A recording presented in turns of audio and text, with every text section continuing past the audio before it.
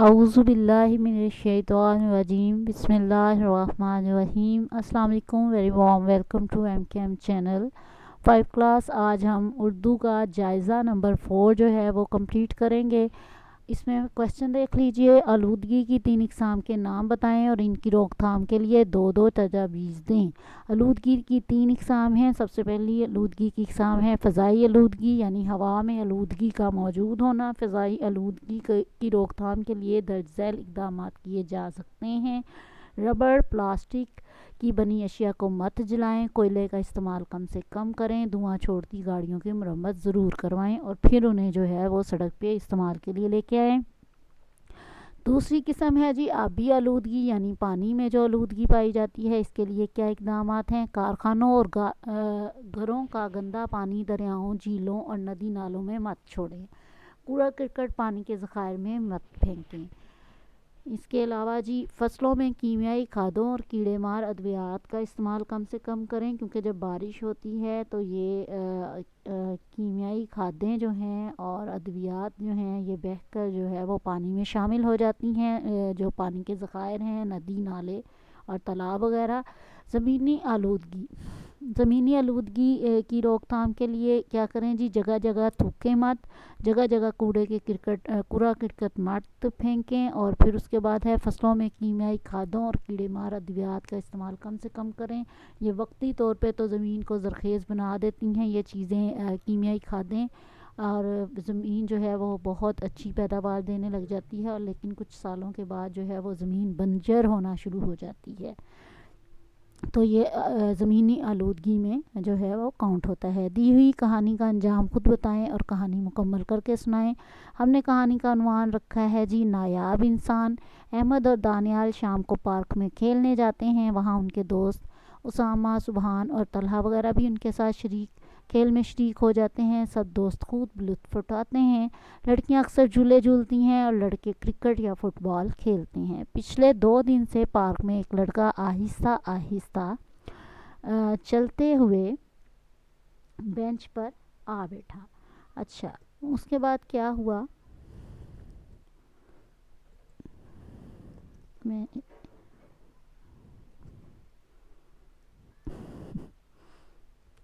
جی یوں لگتا ہے جیسے اس کی ٹانگ میں کوئی تکلیف ہے۔ ارے یہ اس کے ساتھ کیا رکھا ہے؟ اچھا بیساکھی ہے جس کے سہارے وہ چل کر آتا ہے۔ وہ پارک میں کھیلتے ہوئے بچوں کو دیکھ کر کبھی خوش ہوتا ہے، کبھی اداس ہو جاتا ہے۔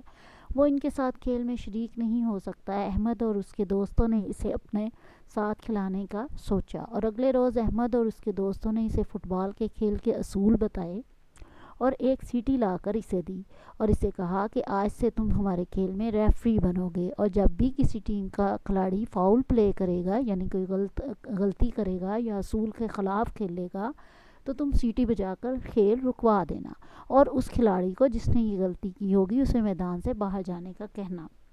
اس طرح تم کھیل سے لطف اندوز بھی ہو سکو گے اور ہمارے کھیل کا حصہ بھی بن جاؤ گے۔ اس طرح وہ لڑکا ہر شام اپنے دوستوں کے ساتھ کھیل سے لطف اندوز ہونے لگا اور اسے اپنی معذوری کا احساس بھی کم ہونے لگا۔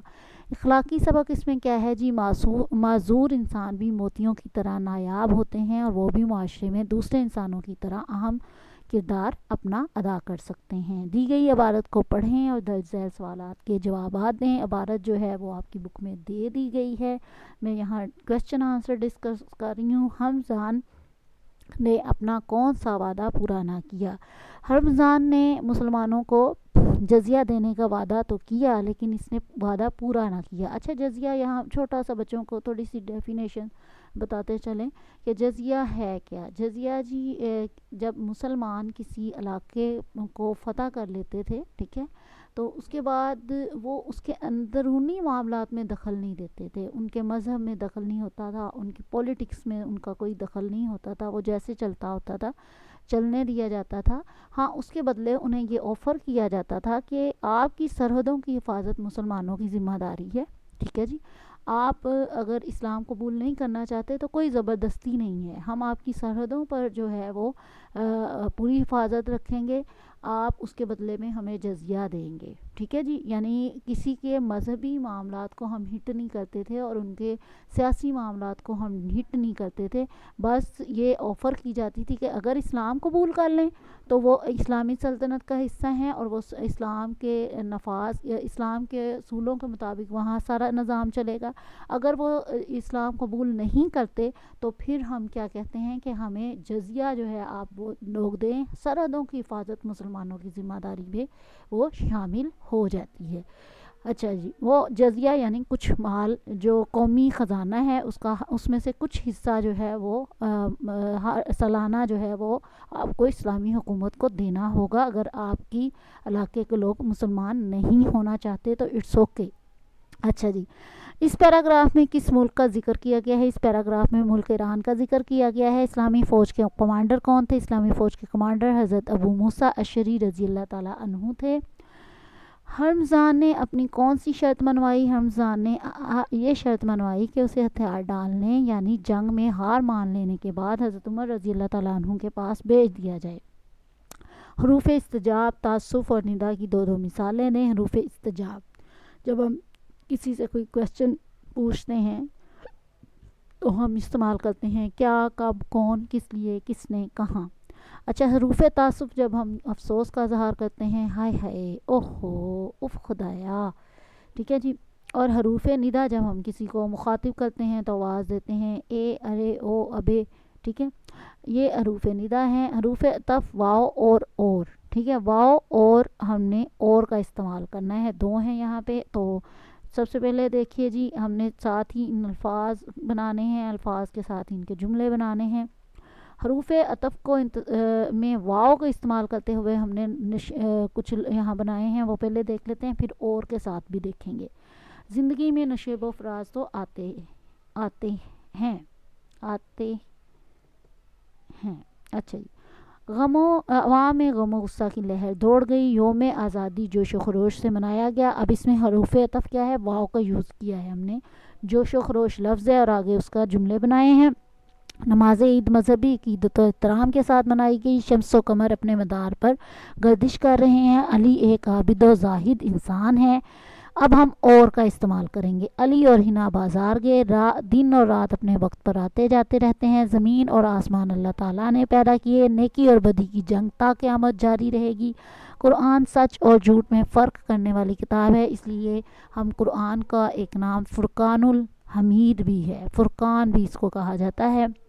اچھا جی. اس کے بعد ہے اعراب لگائیں. دھن کا مطلب ہے جی شوق، اور معنی بھی ساتھ ہم بتا رہے ہیں. پل، گزرنے کا راستہ. اصل، شہد. گن، خوبی. آر، شرم. امارت، امیری.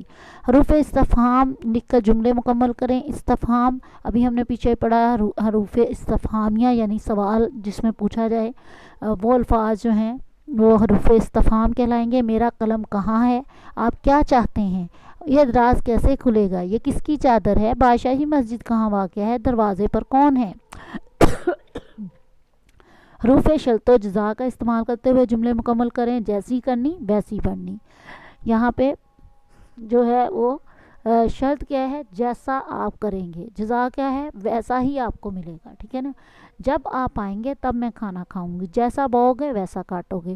اگر وہ بات سن لیتا تو نقصان نہ اٹھاتا. اب اس میں آپ جیسی، جب، جیسا، ٹھیک ہے، اگر، یہ کیا ہیں؟ یہ حروف شرط ہیں. اور جزا کیا ہے؟ ویسی، تب، ویسا. ٹھیک ہے. تو یہ حروف جزا ہیں. یعنی ایک کام ہوگا تو دوسرا ہوگا. اگر وہ بات سن لیتا تو نقصان نہ اٹھاتا. اچھا جی. ہیں لوگ جہاں میں وہی اچھے جو آتے ہیں کام دوسروں کے موضوع پر مضمون لکھیں. تو یہاں پہ ہم مضمون لکھنے جا رہے ہیں. درد دل کے واسطے پیدا کیا انسان کو، ورنہ طاعت کے لیے کم نہ تھے کروبیاں. کروبیاں یہاں فرشتوں کو کہا گیا ہے. چلیے بات کرتے ہیں اس کے بارے میں. اللہ تعالیٰ نے انسان کو عبادت کے لیے پیدا کیا، لیکن اس کی زندگی کا ایک مقصد اور بھی رکھا ہے کہ انسان دوسرے انسانوں اور دوسری تمام مخلوقات سے کس رحم دلی سے پیش آتا ہے. ارشاد ربانی ہے تمام مخلوق اللہ کا کنبہ ہے. حدیث نبوی صلی اللہ علیہ وسلم ہے تم زمین والوں پر رحم کرو تاکہ آسمان والا تم پر رحم کرے. بقول الطاف حسین حالی کرو مہربانی تم اہل زمین پر، خدا مہرباں ہوگا عرش بری پر. کہتے ہیں اپنی تکلیف تو جانور بھی محسوس کرتا ہے لیکن انسان کو اشرف المخلوقات اسی لیے کہا جاتا ہے کہ وہ دوسروں کے درد کو بھی بالکل ویسا ہی محسوس کرے جس طرح اپنی کسی تکلیف کو کر سکتا ہے۔ دوسروں کا درد محسوس کرنے والے ہی انسانیت کے منصب پر فائز ہو سکتے ہیں۔ ہمیں اپنے ارد گرد کتنی ایسی شخصیات ملتی ہیں جن کو دیکھ کر انسان پر رشک آتا ہے، یعنی اپنے انسان ہونے پر ہمیں فخر محسوس ہوتا ہے، جیسے عبدالستار ایدھی، شہید حکیم محمد سعید، میڈم راتھ فاؤ، مدر ٹریسا کو آج بھی دنیا اس لیے عزت و احترام سے دیکھتی ہے کیونکہ انہوں نے مذہب، رنگ و نسل سے ماورا ہو کر، یعنی لاپرواہ ہو کر، بے پرواہ ہو کر انسانیت کی خدمت کی ہے۔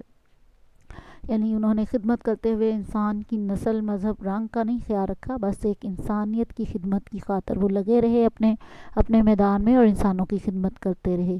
اللہ نے انسان کو دنیا میں بھیجتے ہوئے دو کام اس کے سپرد کیے ہیں، ایک حقوق اللہ اور دوسرا حقوق العباد کی ادائیگی کرنا۔ اچھا، نماز، روزہ، حج، زکوٰۃ کی ادائیگی اللہ کے حقوق ہیں۔ اللہ کے بندوں کی دلجوئی، ان کے دکھ درد میں شریک ہونا، ان کے لیے آسانیاں پیدا کرنا، یہ سب بندوں کے حقوق ہیں۔ اسلام میں حقوق العباد کی بہت اہمیت ہے۔ بقول اقبال، خدا کے بندے تو ہیں ہزاروں، بنوں میں پھرتے ہیں مارے مارے، میں اس کا بندہ بنوں گا جسے خدا کے بندوں سے پیار ہوگا۔ ضرورت مند، محتاجوں، مسکینوں کے کام آنا ہی انسانیت کی معراج ہے۔ تمام انبیاء کرام علیہم السلام کی تعلیمات کا خلاصہ انسانیت کی خدمت ہے، ورنہ اللہ کی عبادت کے لیے تو بے شمار فرشتے موجود تھے۔ اس کے ساتھ ہی آپ کا جائزہ نمبر 4 جو ہے کمپلیٹ ہو گیا۔ اجازت دیجیے۔